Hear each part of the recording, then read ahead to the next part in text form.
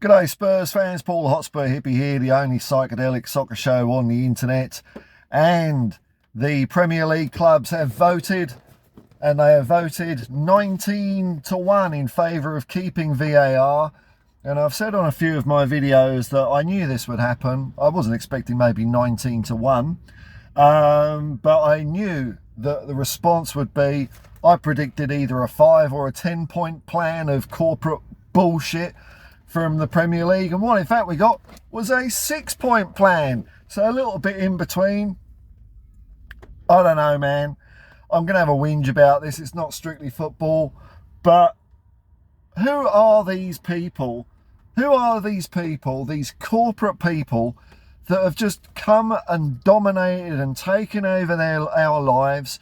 They've ruined every facet of life, from funeral directors to buying a beef burger, with their words like stakeholders. Does anyone actually know what a stakeholder is? What is a stakeholder? Who are they? I can't see what they are, who they are. We had point six of the Premier League's bullshit, bollocks, stinking pile of rank corporate garbage VAR plan was basically just doing a media campaign to inform, and I quote, stakeholders, whoever the fuck they are, and fans about what's so good about VAR. Oh, thank you, lords and masters at the Premier League. I was just a scabby football fan. I didn't realise VAR was really good. I thought it was utter shit. And I don't need you spending money in some Orwellian doublespeak using weasel words to tell me the VAR is any good. It's not. It's bollocks. It's bollocks.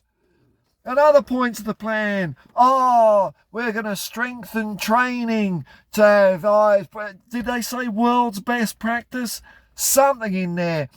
Like I say, this corporate stuff, it's part of the Anglosphere.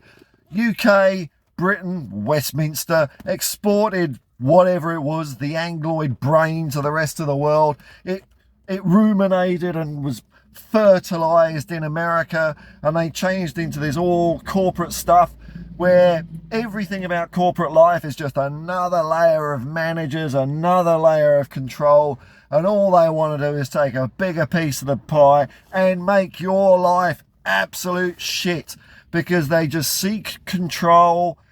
They have no imaginations, because there's been studies on this. There's a very high proportion of psychopaths and people with antisocial behaviour disorders, personality disorders, in the higher echelons of corporate world.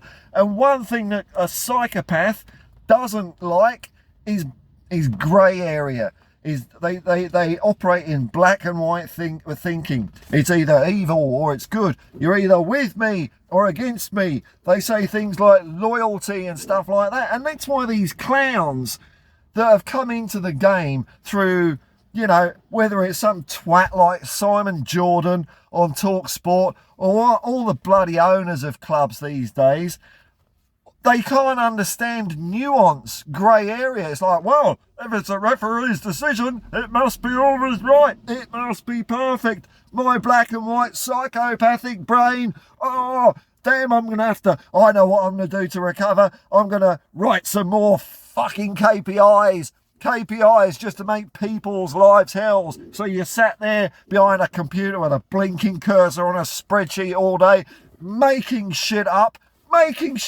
trying to look as if you're doing something, when in fact you're just looking at the clock. And in the afternoon it gets even harder. Mornings are fine. 1:30, you do a bit of stuff, you look at your blinking cursor, you come back, 1:42, it's like, oh my God, when will this ever end? It used to be tolerable. Work used to be tolerable. Life was tolerable. I mean, life's still tolerable, don't get me wrong. But the way they're like kindergarten people, and they are dumb, because that's the other thing about psychopaths. They don't have much imagination. They don't have much creativity. There's a good line in Columbo where Columbo catches one of the killers because he sets up this ruse that he knew the killer would fall for. And he says to her, it was a long shot, but I banked on the fact that you lack imagination. lack imagination. And so what do they do instead? They try and be creative in other ways by using these words like stakeholder, world's best practice, synergy, let's park this, let's put a pin in this. These hackneyed phrases that are genocide, that have come to birth in some fitted keg of smegma somewhere in New York or somewhere like that.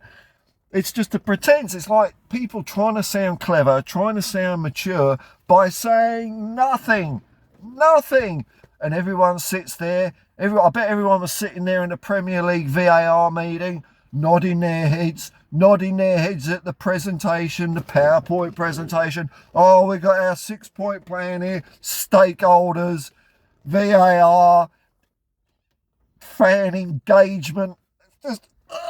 It really does make me absolute puke up yesterday's curry, which was a chicken korma, and it was nice. In fact, it'd probably be tastier second time around than having a stomach listening to these corporate fucking arseholes that have even come into football. Go away out of our lives, you twats. I know, it is your goal to not give a shit about people and make people's lives misery. But why do you have to do it to football? You've done it to everything else. You've done it to football. There isn't a fan that wants VAR. There isn't a manager that wants bloody VAR. Ange Postecoglou doesn't want it. I don't want it. You don't want it. So who the bloody hell at Tottenham Hotspur thought, oh, well, no, I know everyone who cares about football don't want it, but I'm going to vote. And I want to keep it. Because maybe there's a brown paper bag going somewhere like the likes of fucking McKinsey or PricewaterhouseCoopers or Deloitte or one of these total jizzing up their own backsides corporate consultancies that invent all this shit just to feather their own nests. And it ruins our experience, man. It ruins our experience. When is it enough? It's enough.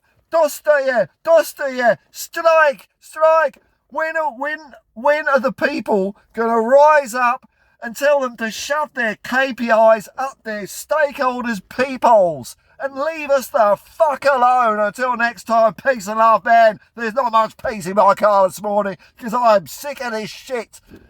And call you Spurs.